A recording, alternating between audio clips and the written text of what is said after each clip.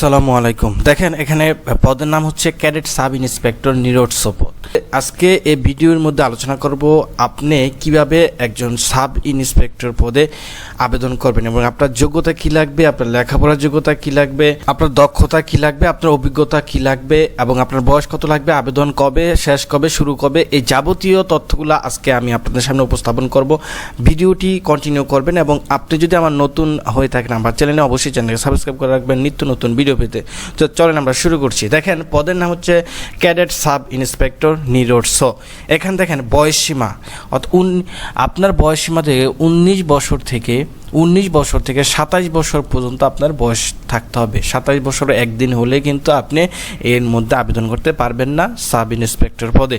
মুক্তিযোদ্ধাদের কোঠা, তো মুক্তিযোদ্ধা যারা আছেন তাদের ক্ষেত্রে 32 বছর। এরপরে দেখেন শিক্ষাগত যোগ্যতা স্নাতক ডিগ্রি প্লাস কম্পিউটার দক্ষতা, অর্থাৎ স্নাতক ডিগ্রি যারা অনার্সে পাস করছেন তাদের জন্য, যারা ডিগ্রিতে পড়াশোনা করছেন তাদের জন্য তারা আবেদন করতে পারবেন।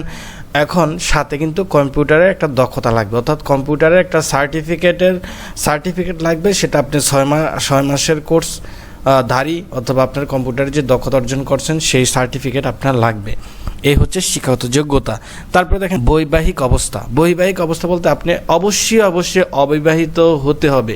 সেক্ষেত্রে যদি আপনি বিয়ে করে তালাক দিয়ে ফেলেন বা আপনি বিয়ে করেন এরকম দাবি করেন তাহলে কিন্তু হবে না, আপনি তালাক প্রাপ্ত এখানে গ্রহণযোগ্য নয়। আপনার অবশ্যই অবিবাহিত হতে হবে। আপনার বিবাহিত হলে কিন্তু আপনাকে বাদ দিয়ে দিবে বা আপনি আবেদন করতে পারবেন না। তারপরে দেখেন এখানে আছে উচ্চতা 5 ফুট 6 ইঞ্চি, পুরুষ হচ্ছে 5 ফুট 6 ইঞ্চি, নারীদের ক্ষেত্রে অর্থাৎ মেয়েদের ক্ষেত্রে 5 ফুট 4 ইঞ্চি। তারপরে দেখেন এখানে বুকের মাপ থাকবে 32 স্বাভাবিক। আপনার বুকের মাপটা যে 32 থাকে সেটা স্বাভাবিক, তো 34 হলেও কিন্তু চলবে, সমস্যা নেই। এটা সম্প্রসারিত বেশি হয়ে যায় তারপরেও চলবে এবং শুধু পুরুষের জন্য 34 সম্প্রসারিত। তারপরে দেখেন এখানে পুলিশের এসআই নিয়োগ, পদ সংখ্যা আছে এখানে 1000 জন। এখন থেকে আবেদন শুরু হবে গত 5 অক্টোবর থেকে শুরু হয়েছে, এখন এটা চলবে আগামী 20 অক্টোবর পর্যন্ত, 2024 সাল পর্যন্ত চলবে। এখনও যারা আবেদন করেন না আবেদন করে ফেলবেন খুব দ্রুতই। আবেদন ফি 40 টাকা এবং আবেদনের লিঙ্ক হচ্ছে এটাতে ঢুকে আপনি আবেদন করতে পারেন। এর সম্পর্কে যদি আরও কিছু জানতে চান অবশ্যই আমি আপনাদেরকে কমেন্টস বক্সে কমেন্টস করে জানান।